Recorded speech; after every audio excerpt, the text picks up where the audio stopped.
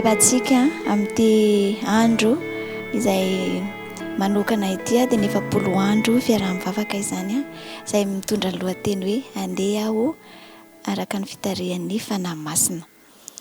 Mialohan'ny hanombohan'ny pasteur Arifetin'ny famelabelarana dia hiaraka hivavaka isika.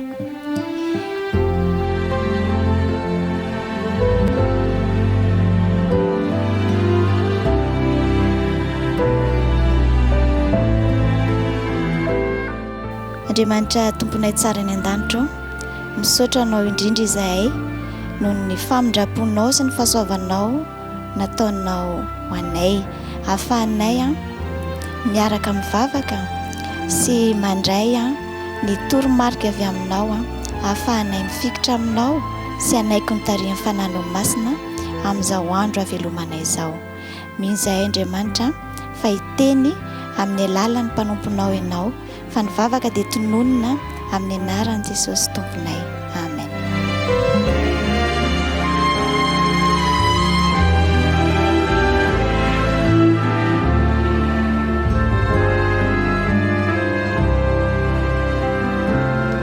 Iresaka mahakasika ny finoana iainana indray zany sika anio finoana iainana.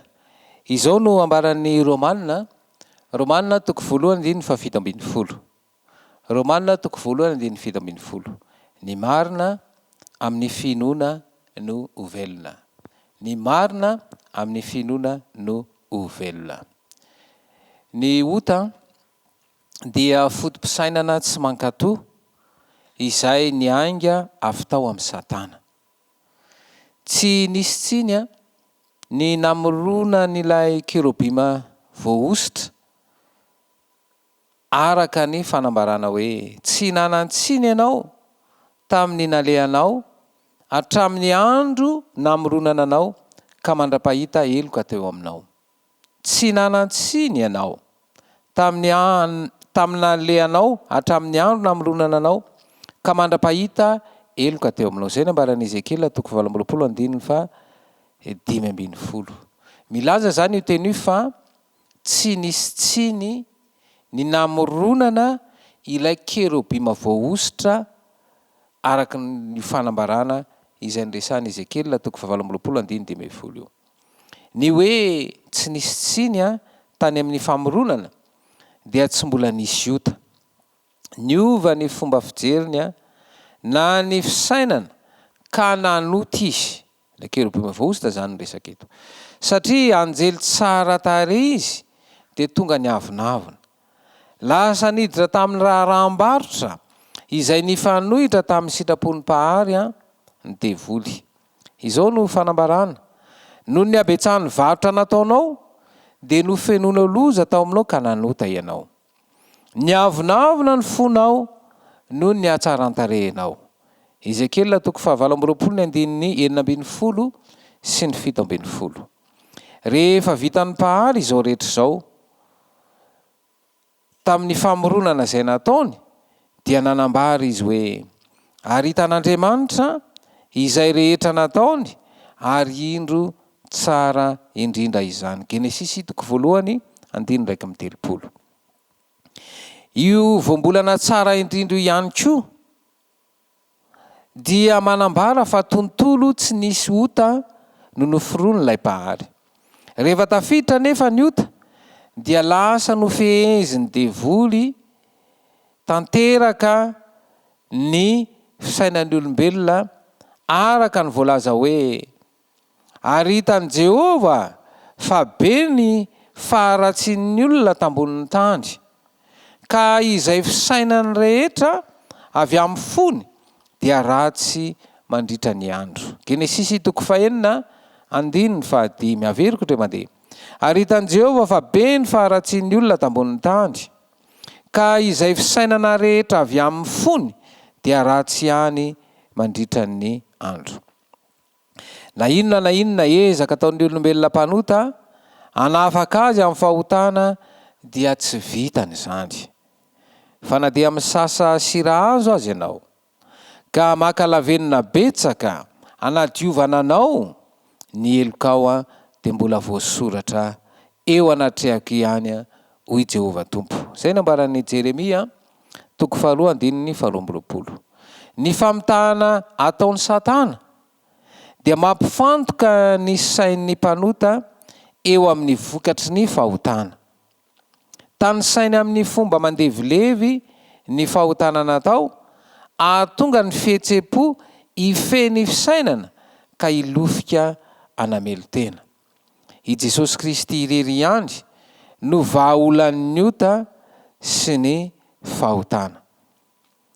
Izay tsy nalala ota dia efa nataony ota hamonjy atsika mba ho tonga fahamarinan'Andriamanitra ao amin'ny kosa isika. Zay nambaran'ny Korinthiana 2:5-20. Izay tsy nalala ota dia efa nataony ota hamonjy atsika mba ho tonga fahamarinan'Andriamanitra ao amin'ny kosa isika. Ny mpanota dia tsy marina. Amin'ny alalan'ny sorona nataon'i Kristy izay manamarina ny mpanota tonga amin'ny fibebahana marina dia ho tonga marina eo anatrehan'ilay raim-pahary ny mpanota. Fa fahasoavana no namonjena anareo amin'ny finoana ary tsy avy aminareo izany fa fanomezana avy amin'Andriamanitra. Zay nambaran'ny Efesiana 2:2-5. Fa fahasoavana no namonjena anareo amin'ny finoana ary tsy avy aminareo izany fa fanomezana avy amin'Andriamanitra. Andeha isaintsainana izay teny nambara teo izay ao anatin'ny feokira no isaintsainanao izany, ary rehefa avy eo dia andindika ny tenany tsiraray amin'ny alalan'ny famalinao ny fanontaniana.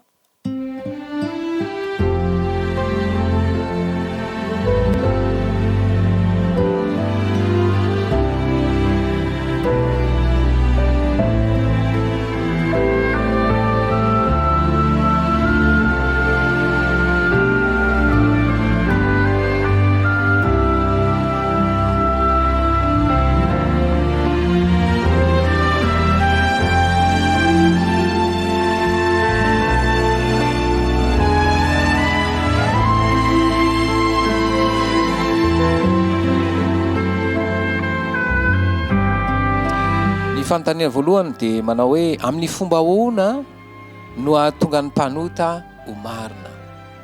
Amin'ny fomba ahoana no ahatonga ny mpanota ho marina. Anontaniana faharoa, midika inona eo amin'ny fiainanao ny sorona nataon'i Kristy? Midika inona eo amin'ny fiainanao ny sorona nataon'i Kristy? Rehefa eritreretinao lalina ny valim-panontaniana avy amin'ny taridalina izay nomena, dia mazava ao an-tsainao tokoa hoe ahoana ny ahatonga ny mpanota ho marina, ary midika inona tokoa eo amin'ny fiainanao ny sorona nataon'i Kristy.